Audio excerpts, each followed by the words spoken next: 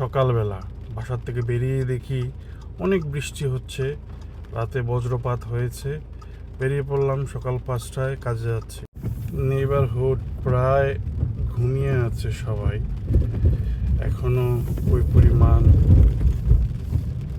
এখনো লোকজন তেমন উঠে নাই।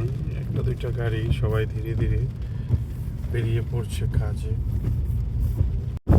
বাইরে বাতাস, খুব বৃষ্টি হচ্ছে। সকালবেলা এসেই দেখি গাড়িতে গ্যাস ভরতে হবে, গাড়িতে গ্যাস কমে গেছে, তাই থামলাম।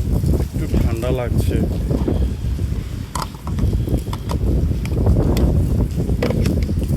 গ্যাস ট্যাস ভরে এখন বেরিয়ে পড়লাম। আমেরিকাতে যখন বৃষ্টিপাত হয়, বিশেষ করে টেক্সাসে, তখন রাস্তাঘাটের অবস্থা খুবই বিপজ্জনক হয়ে যায়। এখানে গুড়ি গুড়ি বৃষ্টি হচ্ছে, প্রচণ্ড বাতাস, আর অনেকগুলা গাড়ি রাস্তার মধ্যে, গাড়ির চাকার থেকে জল ছেটায়, অনেক সাবধানে চালাইতে হয়।